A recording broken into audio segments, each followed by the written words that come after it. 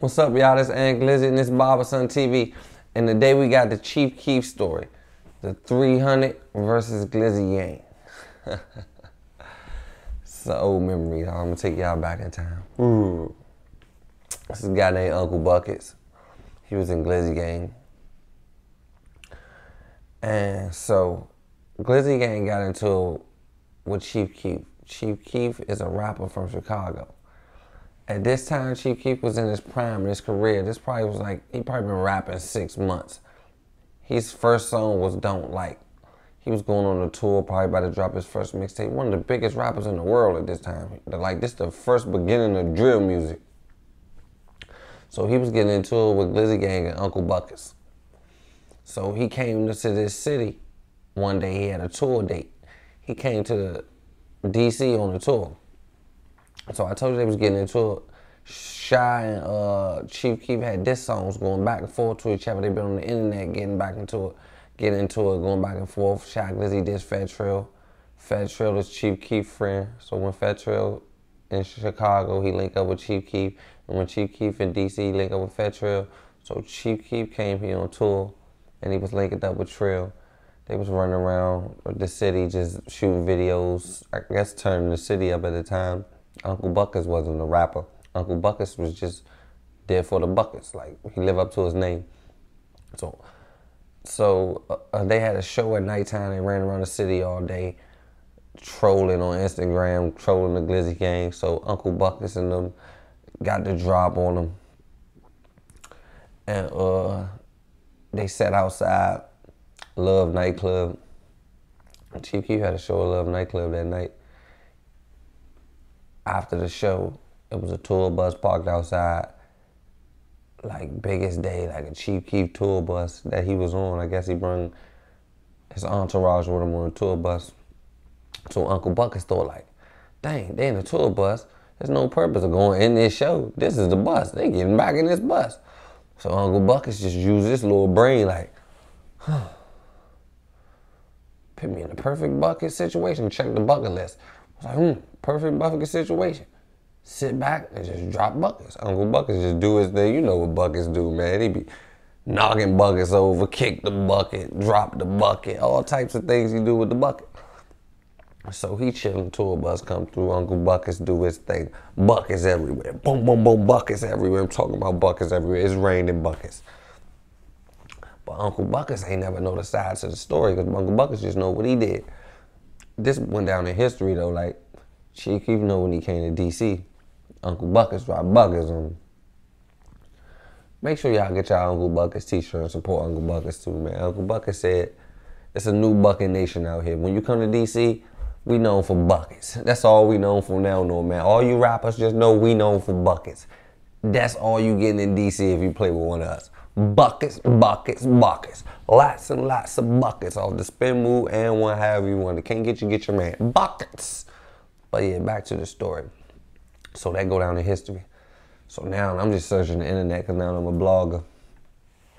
I see they say, man, Fredo was up. Fredo was on the ground. I'm like, damn, Fredo. They say the DJ was up under the joint and all that. It's like, we went to DC one time. And I was shooting Chief Keef, and we were at like some roller skating rink for the kids at first, and then we went, we bouncing around from like Maryland to DC and shit. Then we went to an actual club, and he did a performance. We leaving out the club, the shit gets shot up. I didn't even know at the time Shy Glizzy and them was beefing, you know what I'm saying? Like, so I'm laying myself on the line for this shit, and I'm not even getting paid yet. Like, the label's saying they're going to pay. They're not even saying how much in general. This club gets shut up, or do you almost get shot during this? Yeah, like, we're on the tour bus on our way out of the club. You know, I'm on the bunk, you know. Like, it's hella people that ran on the bus from the club, like, outside the back entryway or whatever. And they all on the bus. I'm like, damn, there's hella people on here. I'm just tucked away, like, making sure my equipment cool, because there's hella people on there. So we drive away, and then all of a sudden you just hear, you know what I'm saying, gunshots ringing out.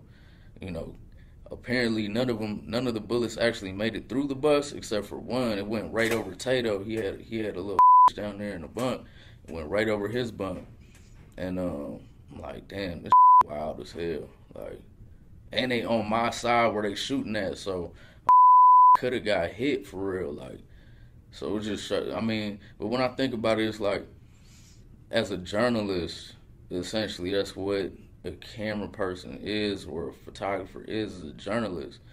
People throw themselves in harm's way all the time, you know what I'm saying? Like, be underwater, swimming with sharks, trying to get that good look, trying to be in the middle of warfare on the front lines type, and they get a lot of crazy images, put their life on the line for it. But they get paid handsomely. Interscope didn't pay me handsomely. I didn't even get paid. You know what I'm saying?